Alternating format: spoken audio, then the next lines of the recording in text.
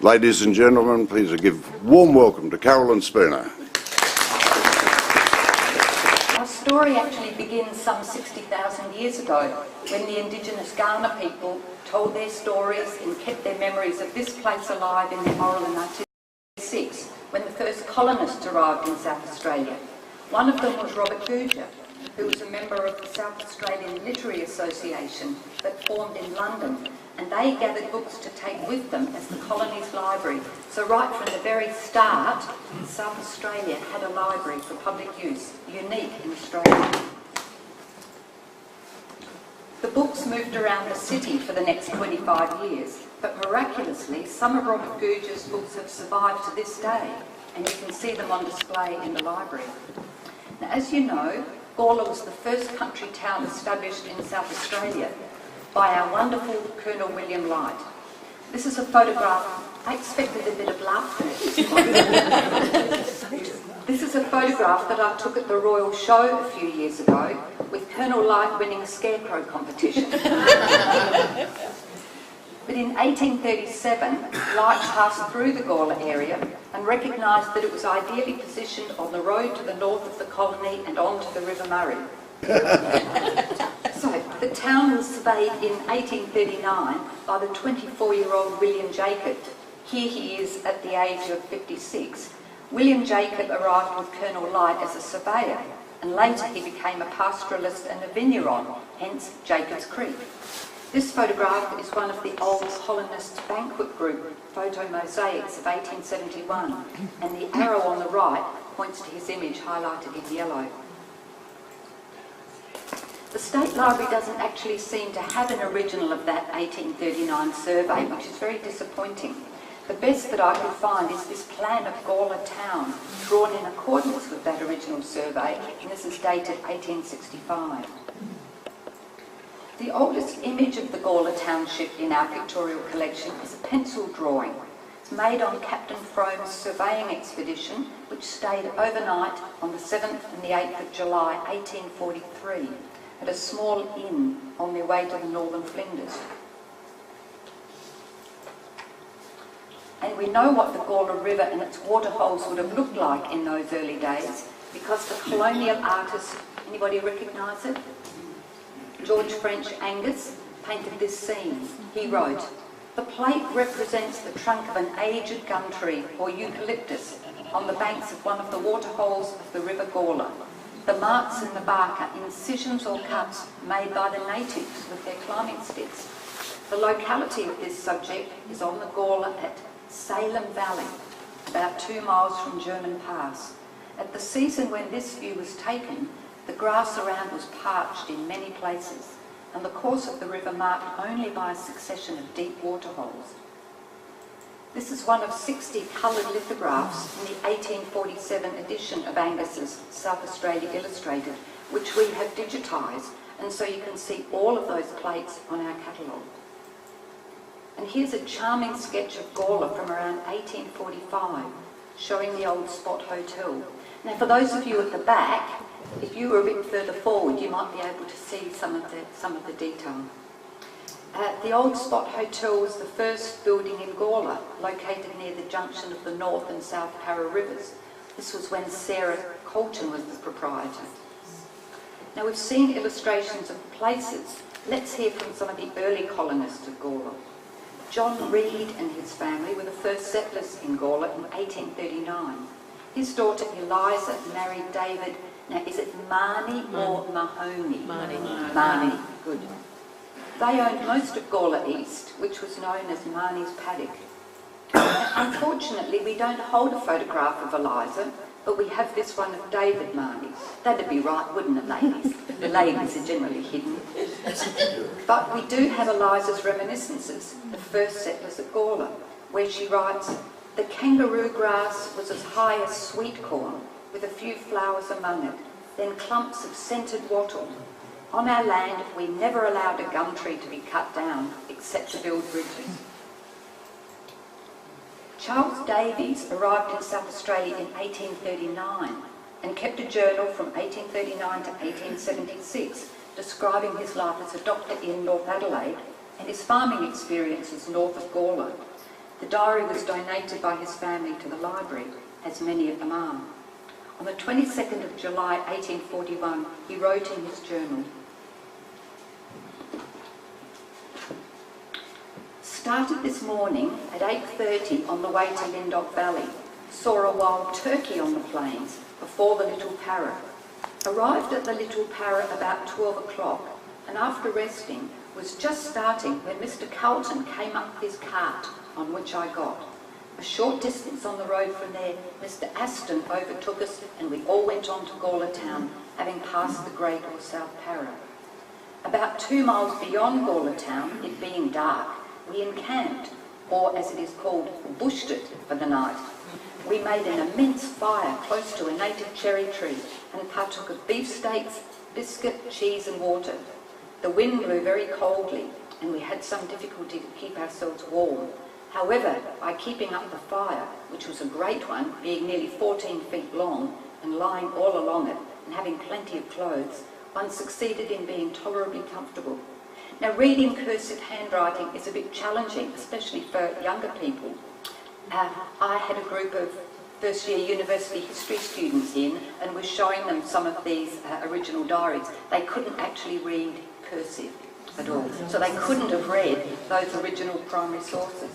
But fortunately, it's much easier to read now that it's been transcribed. And later in his diary, Davies writes about a trip to Matwarangala. Now, Manning's place name says that Matwarangala is an indigenous word meaning a lot of matta trees or bitter bush. And Charles Davies established the station in 1864.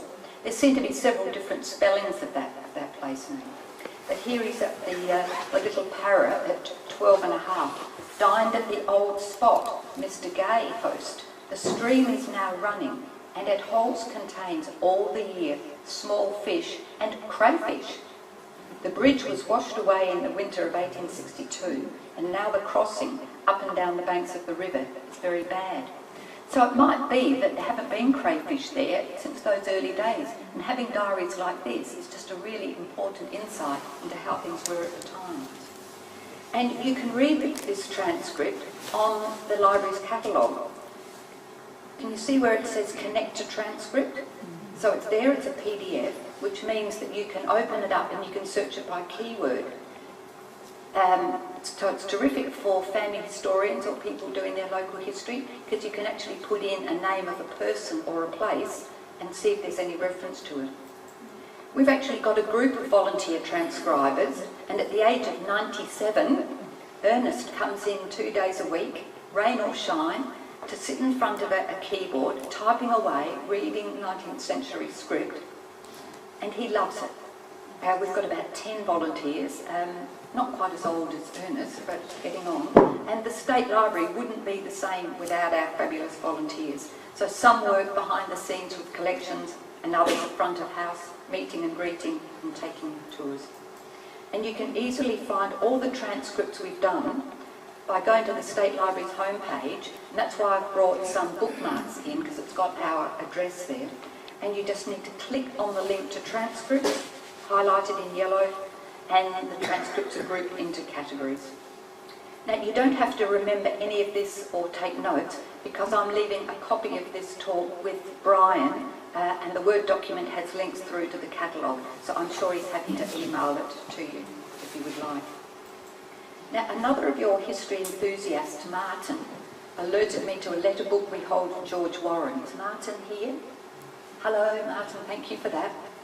So George Warren was a surveyor in this area and a local worthy.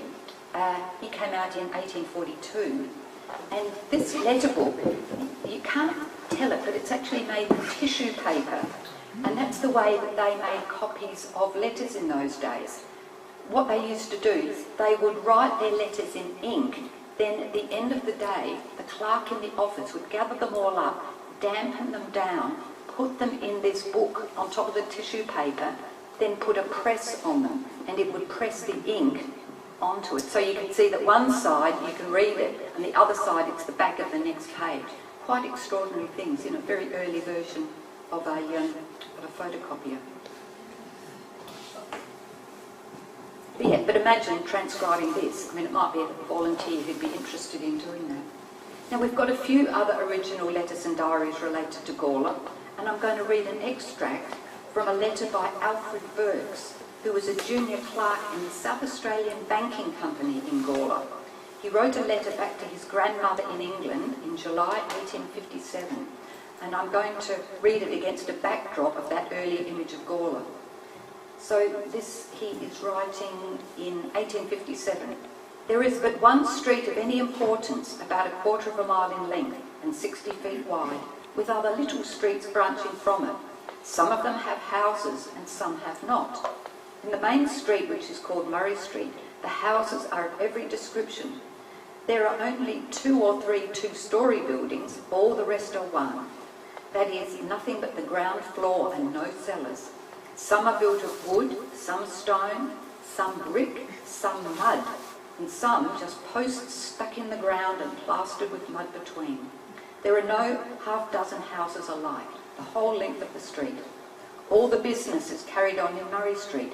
There are 3 public houses, 8 or 10 stores, 2 or 3 corn stores, 4 chemist shops, 2 or 3 blacksmiths, 2 or 3 shoemakers, 2 bakers, 1 tinker's shop, 2 or 3 ironmongers, and out of the town a little way are 2 mills. Now, 10 years after Gawler was settled, in 1839, a group called the 49ers emigrated to the colony. Does anybody know who organised that group to come out from Germany?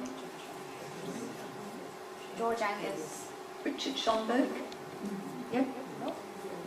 He went on to head up the Botanic Gardens. He was a very famous botanist. But these 49ers were professional people, businessmen, skilled artisans, and they were political and economic migrants rather than religious refugees. This is a plaque to Richard Schomburg on North Terrace, showing his significance to the state. In 1850, the Register newspaper reported that the German company, his company, has purchased a section of land about 4 miles from Gawler town on the Gawler River. It is proposed to lay out a township to be called Buchfelder, after a celebrated professor of that name. And you can see it here, section 44 in the 100 of Muddler Wirra. And these 100 maps are wonderful, and you can look through many of those 100 maps digitised on our catalogue. By the way, there used to be called 100 of Schomburg, but its name was changed during World War I, and it's now called Maud. I wonder what he would think of that. The population of Gawler was increasing, and a railway from Adelaide to Gawler opened in October 1857. This tinted postcard was produced in around 1907. The first locomotive manufactured in South Australia was by James Martin and Company of Gawler. Is everybody aware of that? Yeah. James Martin's is a bit of a hero. And Gawler had a horse-drawn tram from 1879 to 1931. I love the caption to this photograph. It says, "The tram is being driven by Percy Taylor," and it shows the Institute, the Town Hall, and again the Old Spot Hotel in around 1915. Gawler had a thriving manufacturing industry, producing flour milling, mining and ore processing machinery, and smelters for the mines of Broken Hill and the Western Australian goldfields, and steam locomotives and rolling stock. So these are the employees of May Brothers Foundry in around 1900. And Jeff and I are actually staying at the Eagle Foundry bed and breakfast tonight. We like historic buildings. Talking of agriculture, the South Australian Agricultural and Horticultural Society, who put on the Royal Show, published this magazine called The Farm and Garden, which has really interesting local articles. It was published from 1858 to 1863. And this, it's only small, but it's an interesting article. It's headed "Ploughing Matches in Gawler" on the 10th of November 1859, which took place on the property of James Sparshott. Anybody know that name? Oh, good, good. So this was a couple of miles west of Gawler on section 54. The article remarks on the condition of the soil, the descriptions of the livestock, the weather and attendance. The writer says, We were pleased to observe a large number of the squireocracy and yeomanry of the district present, and still more so to observe that in many instances they were accompanied by their wives and families.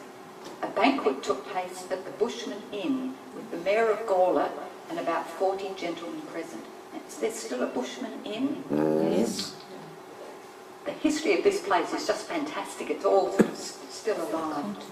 Now, amazingly, we have James Sparshot's Farm and Personal Journal in 2 volumes from 1864 and 1881. Curiously, the name of Sparshot's farm near Gawler River changes from Saddlesham in Volume 1 to Siddlesham in Volume 2. Don't know why. So each volume has a similar style of page layout for the diary entries. There are 2 pages to a week, Monday to Saturday, and they're headed The Weekly State of Labour on the Farm of Saddlesham. And there are columns for notes on the state of the weather, names of the labourers, the number of days, and their pay rate for day. Now, I've tried to get a bit of a close-up. This is from May the 2nd to the 4th, which is just the period that we are at today. So, the names of the labourers, not horses, are S. Parham, who was ploughing for 2 days. Then he was taking an oat stack on the 3rd. Paul Christian was ploughing for 2 days, then was in the barn. James Cater must have been a shepherd because he was with sheep at Lamb. Anne Porter was indoors and helping about the oats. James Sparshot must have been his son, went to Gawler or was at home or helping about the oats. So most entries follow a similar sort of format, but if you're a farmer in this area, to read that journal would be extremely interesting.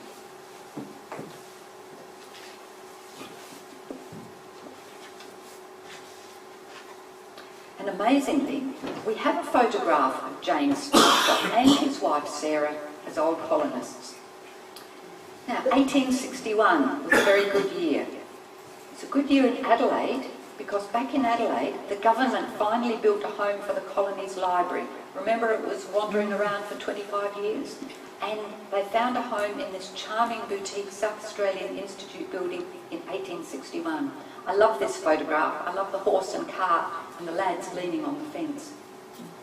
And this building was incredibly well used, just like your institute building is really well used. It housed the library, the museum and the art gallery, and in the evening they had held adult education classes and lectures, mainly for working people, because remember there's no university back then. This was the first cultural building. And if you haven't been there for a while, this is what the Institute building looks like inside. This is the little circulating library set up for small lunches as part of our venue hire program. Now also in 1861, a group of local men in Gawler formed the Gawler Humbug Society and published a newspaper which was named The Bunyip.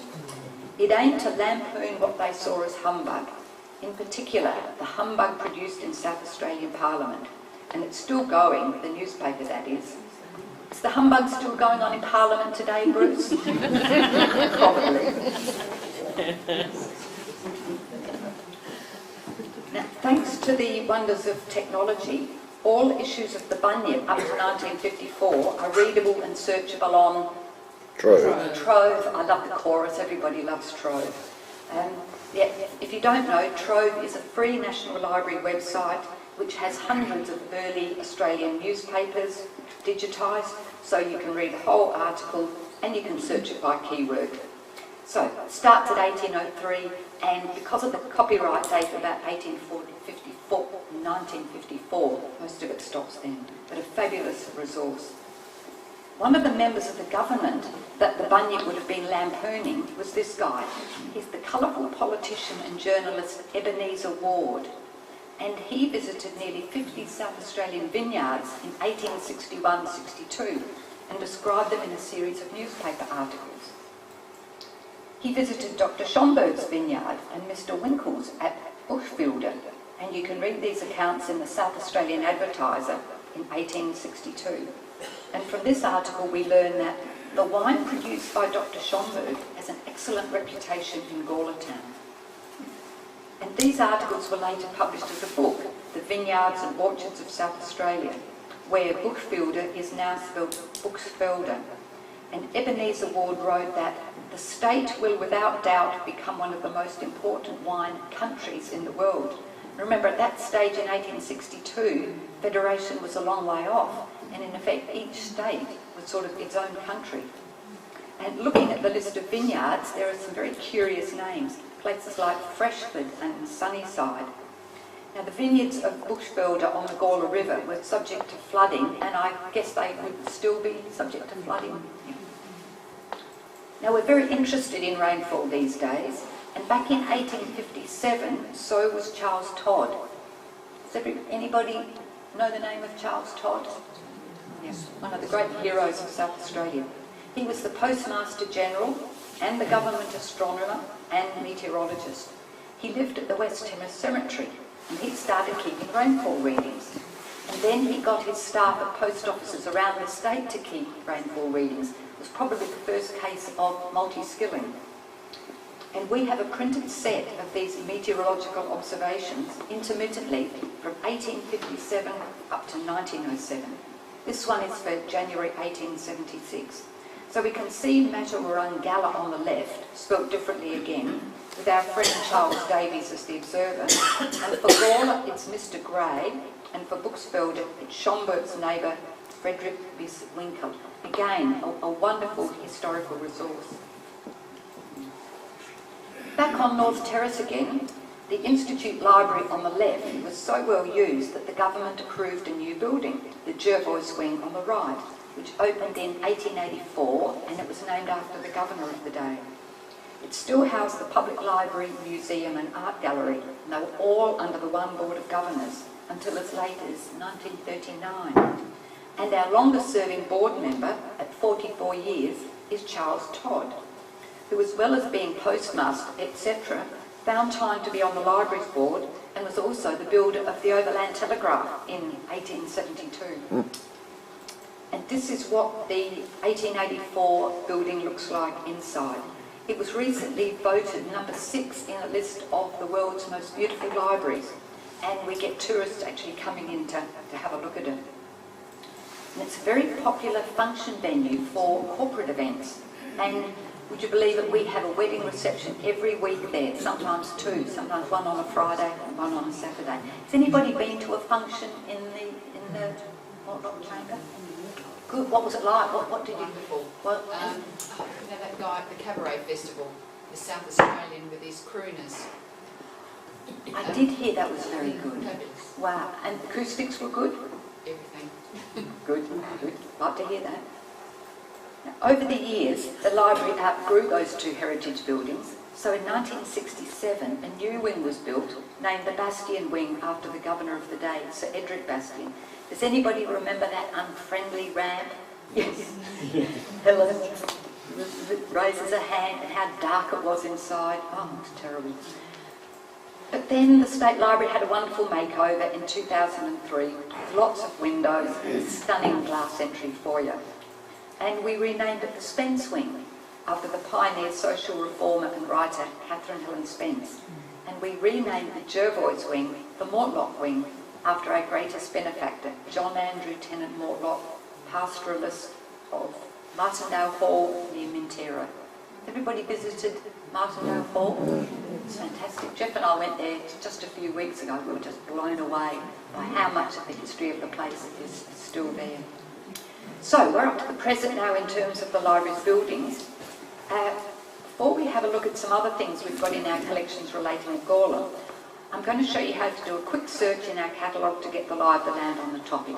So if any of you are not interested in catalogues, you can just close your eyes and have a little snooze. So here's our home page again. In the quick search on the right, I've put in search terms for Richard Schomburg. So this quick search works okay for an unusual name like Schomburg, but you wouldn't want to do a keyword search on Gawler because you would be overwhelmed and you would find Gawler Place and Governor Gawler. You'd probably do a subject search instead. Now, catalogues can be tricky things, so I'm just giving you a little intro.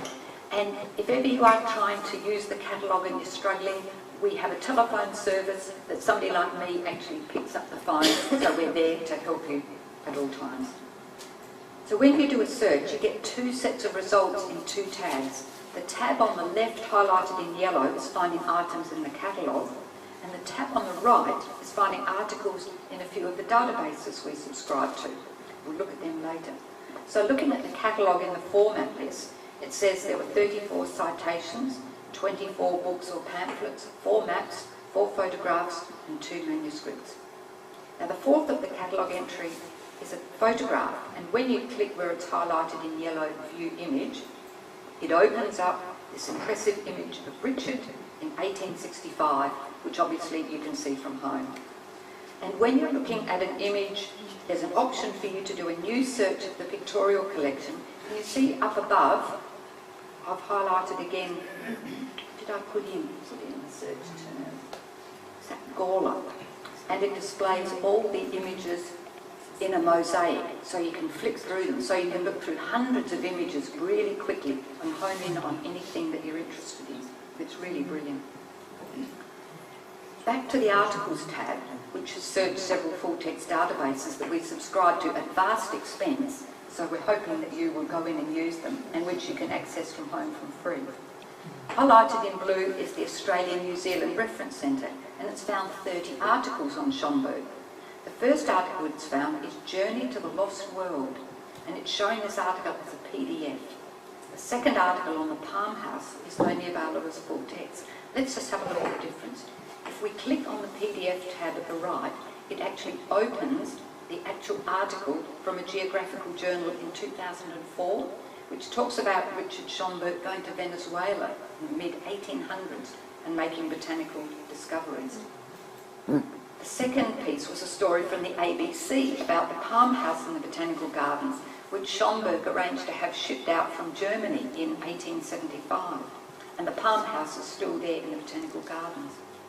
It isn't shown as an article with pictures because it was simply an ABC news story, so all we're seeing is the text.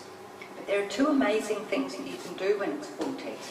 Where it says choose language, you can actually translate it into about 20 different languages, or you can listen to it as an audio in Australian, English or American accent. So if you were searching this with your laptop, you could actually have that article talking to you while you're washing up the dishes, or you could be teaching yourself another language by reading the article translated into about 20 different languages. So here's the article translated into German. Is that clear? Can you actually see that that's German in the back? Yeah, terrific. So you can find articles on most topics in our databases through the quick search on that home page. And all you need to access them is a State Library card. Not that we're a lending library, we're a research library, but the card allows you to access the databases. And on our home page is a link through to e-resources highlighted in yellow, where you can search more specialised databases such as the CSIRO and Australian Standards. Now we're getting on to something a bit more serious. On our home page is a green link to our material commemorating the centenary of Anzac. And because it's 2018, we're in the last year of that commemoration. One of the things we've created at the State Library is a Red Cross information database. During the war, families needed to know what was happening to their loved ones on the battlefield, and they tried to find out what was happening. And the Red Cross actually set up an information bureau in each state to follow up requests from people. Now here they are in Government House in Adelaide. They handled more than 8,000 requests for information, and after the war, the Red Cross donated all their information files to the State Library. Again, we're unique. They were lost in other states, but we've got this amazing record of all of these requests. And we've now digitised all the letters and reports and created a database that you can search from home. You can search by the name of the soldier, but in the advanced search option, you can also search for the location of the people inquiring about soldiers. So I put in Gawler on the left, then hit the apply button at the bottom, and it found 88 names. So some of them were inquiring about different soldiers. So I followed up a Delia Butfield of Cowan Street, Gawler, inquired about her son Blinman Vincent Butfield, who was in the 37th Infantry Battalion. This is his summary record on the database, showing where he was posted, and the last place in Belgium was the Battle of Messines Ridge. It says who inquired about him and the eyewitness accounts. We don't have an image of him, unfortunately, so if anybody out there does have a picture of Linman Vincent Butfield, you could upload it to the database.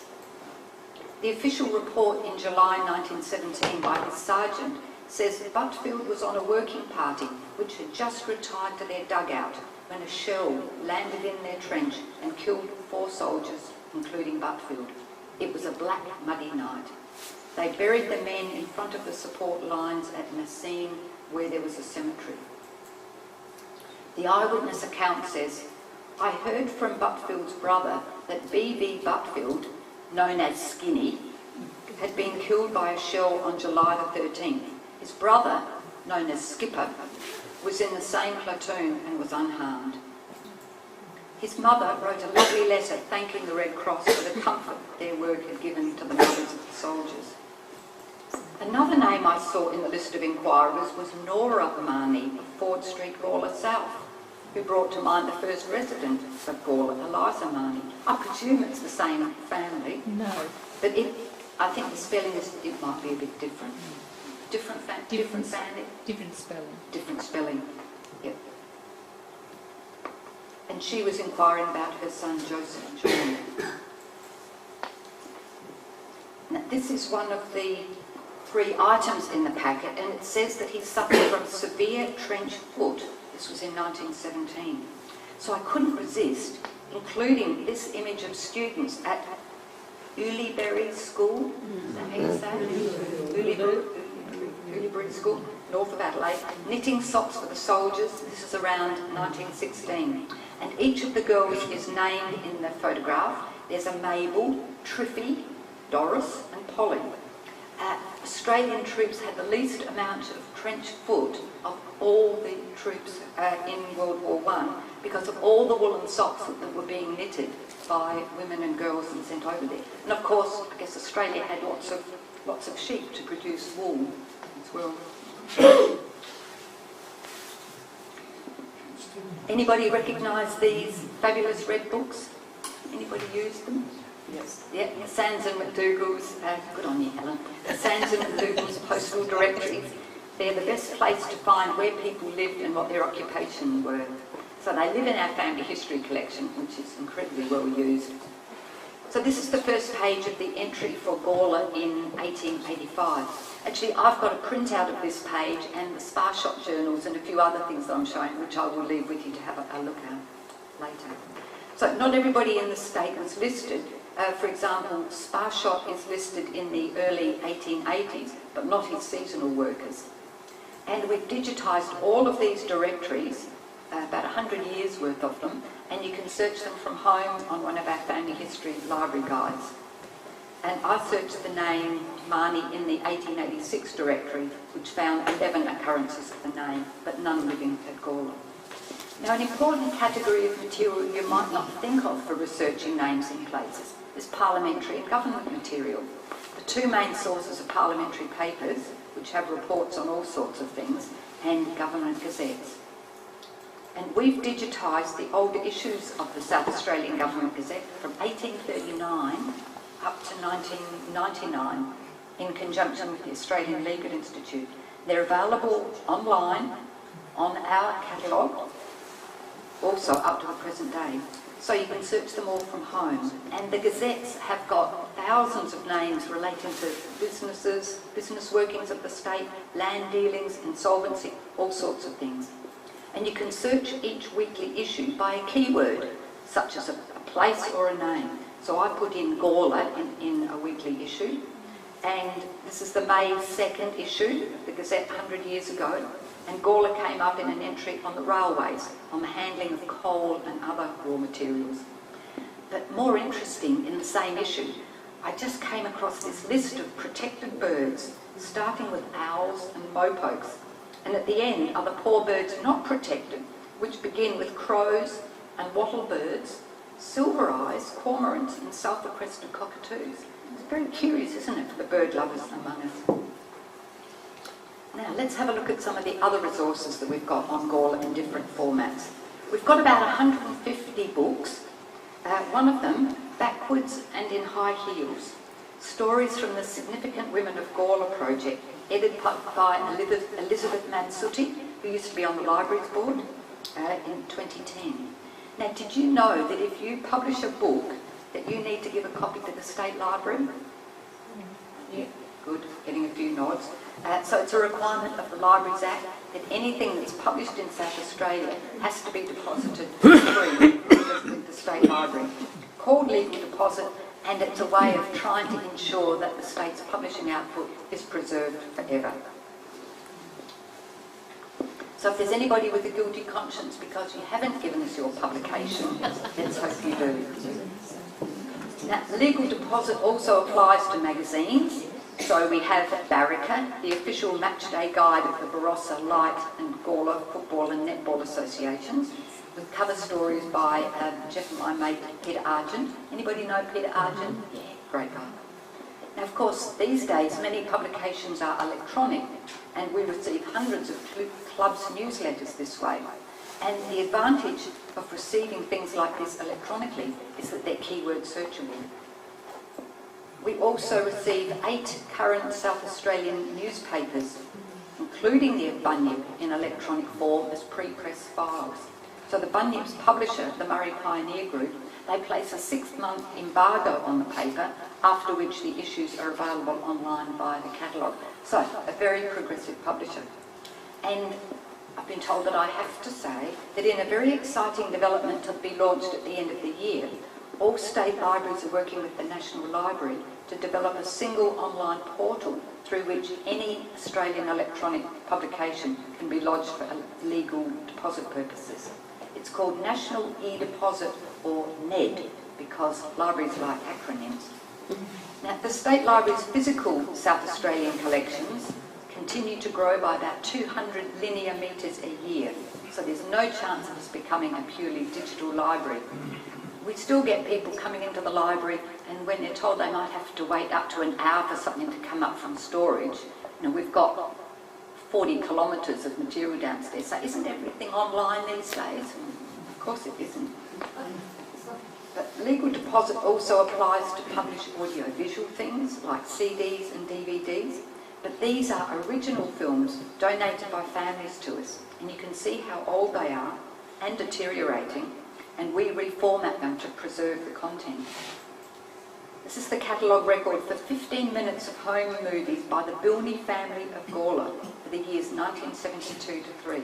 The contents are Auntie Let and Uncle Fred in the backyard, cat Socks in the background, kids in the swimming pool, playing cricket with adults, visitors on the veranda, kids playing with dog and go-kart, landscaping a backyard with machinery, Kim's 10th birthday pool party, and Derek on a motorbike.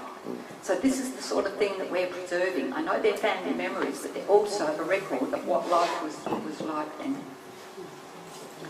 Now, a terrific source for local history information, and Brian was talking about it earlier, are oral histories. We've got about 1,100 oral histories, and there are about 14 related to Gawler.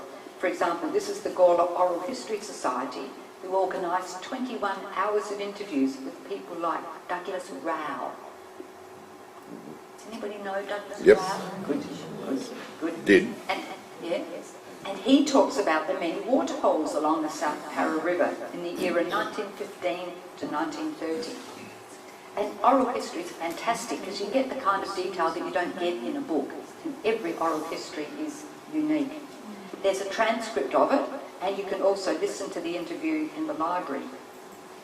Another oral history of interest to Gawler is one with Jack McLeod, whose father was a teamster for a Gawler chaff merchant, and infused Jack with a love of horses. Now, when you click on the link to digital collections, it actually gives a biography of Jack McLeod, then links to the interviews, which you can listen to, you can read the transcript, you can search it by keyword. It's a fabulous resource. Now, as well as these incredibly important records of life in South Australia, we collect other things that you might not expect to find. It's a category of material we call ephemera, things not designed to be kept, but tossed away. But we love it when people toss them our way, because they really add colour and interest to our collections and to your research, such as postcards. This one of the main street in Gawler was sent from Olive to Flo, whose address was simply Brinkworth. We've got about 10,000 menus. This is a lunch menu from Fibber McGee's Gawler's Taste of Ireland in Murray Street in 2000. And even menus add to the record of social history, and sometimes they're signed. They really help to build up a picture of the social life of a locality. And being the wine state, of course, we have a wine label collection. And then a fabulous story about Barossa Pearl, a really landmark wine. And lots of wine labels are featured on our Wine Literature of the World website. Our poster collection has about 15,000, each individually catalogued. This is a youth peace march from Gawler to North Adelaide in 1965. We also collect election materials. This one is from the March 2006 state election. And we've got boxes and boxes of how to vote cards and election material from the March election, yet to be sorted and processed. One of the members of the group of 1849ers was Carl Linger, who wrote the music for the Song of Australia. I used to love singing that song at school. Loved it. We've got numerous editions of the song in our sheet music collection. And the one on the right is the original from 1859, when, as you probably know, the Gawler Institute ran a competition for an Australian anthem. We've got a huge collection of theatre programs. This one is the Gawler Centre Players performing Paul's Paradise, directed by Michael Walter in 1984. Now, the most popular resources in our collection are photographs. We've got around 250,000 South Australian images that you can see on our catalogue. More are always being donated to us, but we can never have enough. And we've got more than 500 photographs of Gawler. And I love this class photograph of Gawler in 1946, but unfortunately it came to us without the name of the students and not even the name of the school. So it makes it not very useful for research. Yeah, that's a primary school, but which one? Yeah, good. But what we'd really like are the names of the students. So here's the catalogue record for that school photograph. All we know is it's a grade 7 class at a school in Gawler. So on the screen where the image is, there's a link to an email, which is in the black bit below, which says, tell us if you know any of the names. And if you click on that link and give us the details, it actually goes through to one of the archivists, and they will get your details and add them to the catalogue record. Because fortunately, libraries are about being interactive, because you're the people who've got the knowledge of these things. So we're always delighted when people send in additional details. This photograph of the Gawler River Carnival cricket team from 1937 is terrific, because it has their names on the front, and it's actually got their signatures on the back. Now, the library also collects objects where they're significant and relevant, which leads to the question that everybody has: what's the most valuable thing in your collection? Anybody want to have a guess? Sorry? Painting. Still can't hear? The painting. A painting? No, I've got things that are more valuable than that. Don Bradman, yeah, it's probably this bat, and you can guess who it belonged to. Sir Donald Bradman donated his collection of bats and memorabilia and scrapbooks to the library back in the 1960s, and he donated it through the Commonwealth Government's Cultural Gifts Scheme, whereby any significant donations to cultural institutions received taxation offsets. Now, this was the bat that the Don used in scoring the then world record score in Test cricket of 334 against England at Leeds in July 1930. He said it was the best bat I ever had, perfect balance and apparently unlimited power. And this bat was one of the things that we put into the exhibition National Treasures from Australia's Great Libraries, which toured Australia in 2007. Did anybody go into town to see that exhibition? So it's always the case, and nobody got to see it, but it was just amazing. But Don Bradman's bat and Ned Kelly's helmet were voted the two most popular things in the exhibition.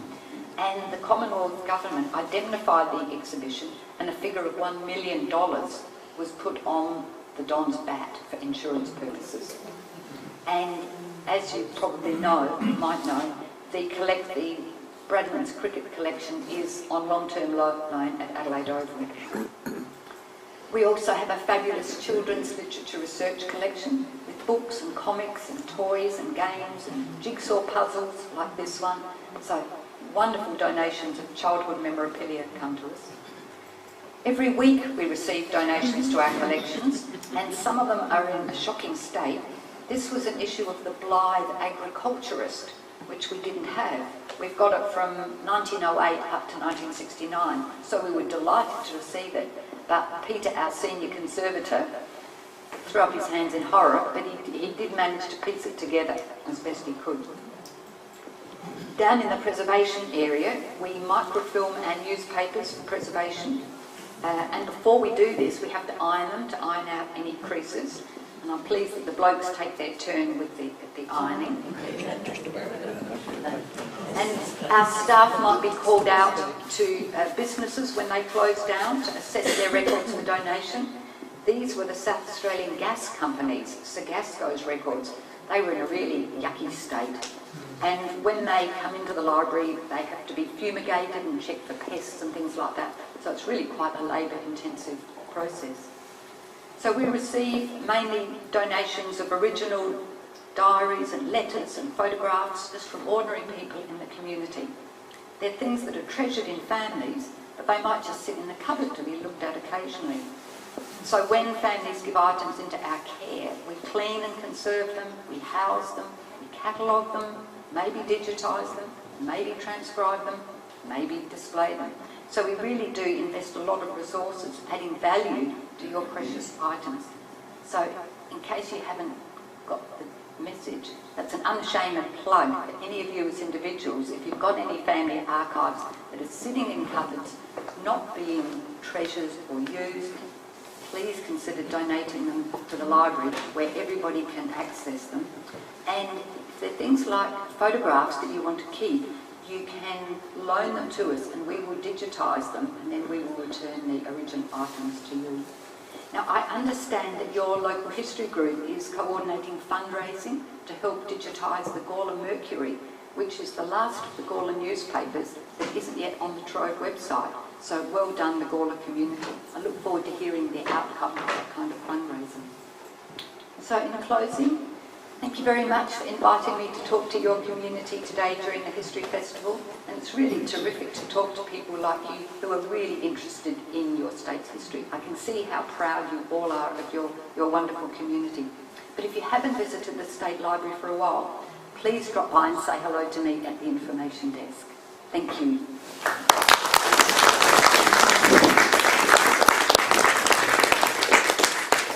I'm sure there'll be questions. And while you're thinking your question, can I ask, Richard Schomburg, Yep. in some areas are Richard Moritz Schomburg, in others it's Moritz Richard Schomburg. Which is the correct one? I don't know which is the correct one. There's lots of people have got those sort of things with different spellings. Makes the life of a family historian very tricky. I mean, I haven't gone back to look at any legal things, but yeah. And it's a nice job for our cataloguers, because they will have several variant editions, versions of the name, and they have to decide which is the right one. And sometimes they don't, and they just stay. Yes. Yes, Bruce. Schomburg was responsible for introducing the Moreton Bay figs Wow. to Gawler, Wow. and then in the early years they were planted on the footpath in Murray Street. Wow. And there is a photograph I've seen with one which was in the front of the ANZ Bank, which was taken out as it started to grow a bit too big for the rest of Murray Street. Yeah, that's great. Yeah, he must have been a great guy. Yeah. And the palm house that he brought back from Germany, England, was said to be one of the first flat pack things brought over. I think it was the second one after the Quaker building in North Adelaide. But he was obviously ahead of his time and a great man. Paul, you have a question? Yeah, Carolyn, Yep. just a question. talking about the bunyip being on the trove, Mhm. and he also talked a little bit later about being on the State Library. So are you picking up the bunyip after the trove and continuing recording the bunyip? Is that something you're doing, or have I read it slightly wrong? 1954 onwards. Yeah.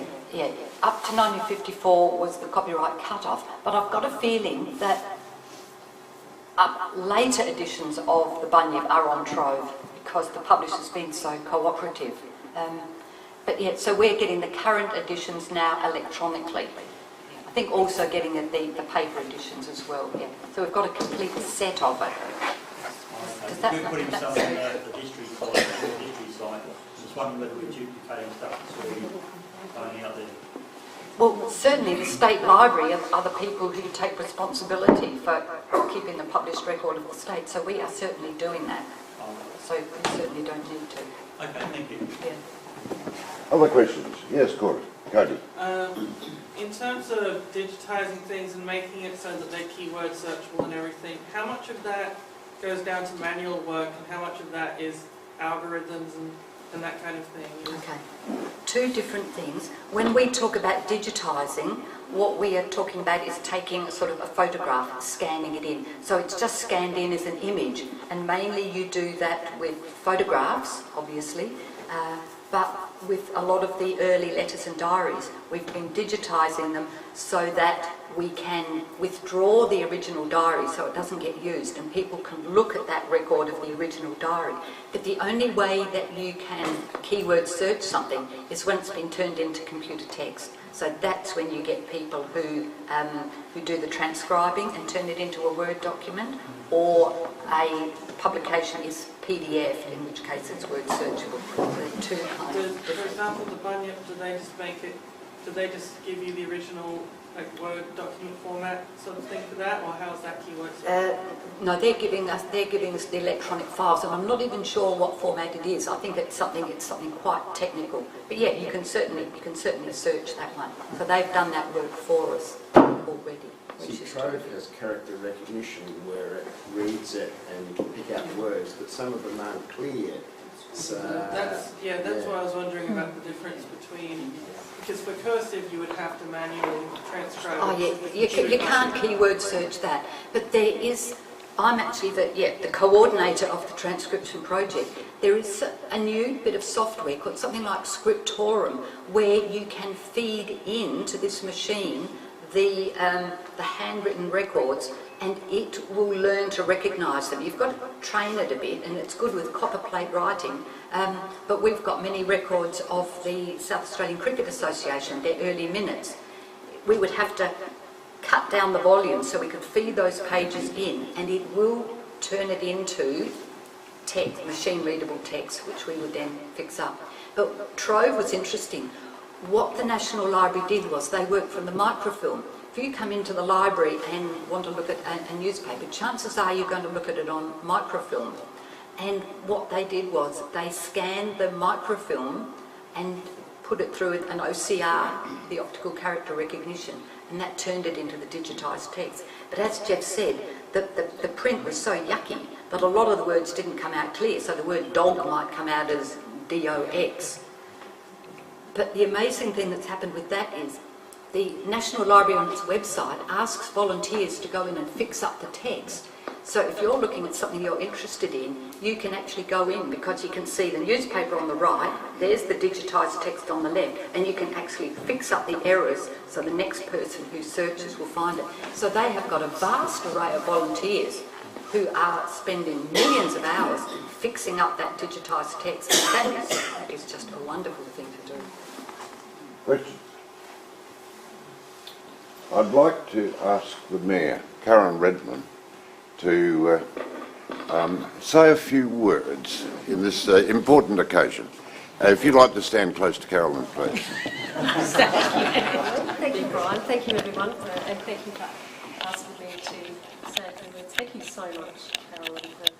I think we would all agree, what a fabulous presentation. What a wealth of knowledge this woman has. And aren't we lucky that we have such a quality organisation such as the State Library?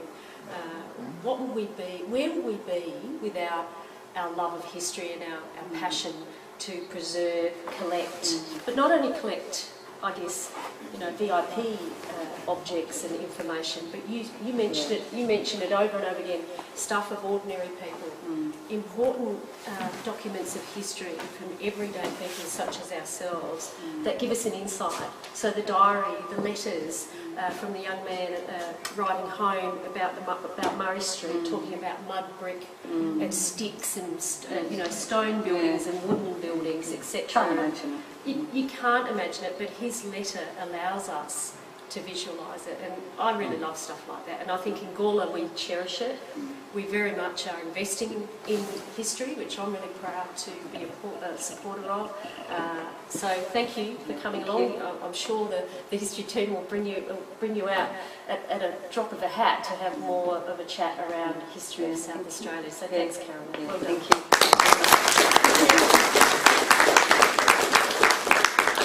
I'd now like to ask Paul Webb to present Carolyn with a few appropriate words and a gift. You get the words before you get the gift. Yeah, all right. Yeah, Carolyn, there's a famous American whose name escapes me because it's that famous, and you may be able to help me. He said the history was bunk. Now, I think tonight you well truly proved that itself was bunk. And I'd like to thank you very much. We've had a lot of speakers. I've been coming for a few years now, and I would have to rate you up with the very best. So thank you very much, and if you'd like to put your hands together. Doing a nice sell over there. Brian, Stage managing you. As a little thank you. Lovely. Thank you.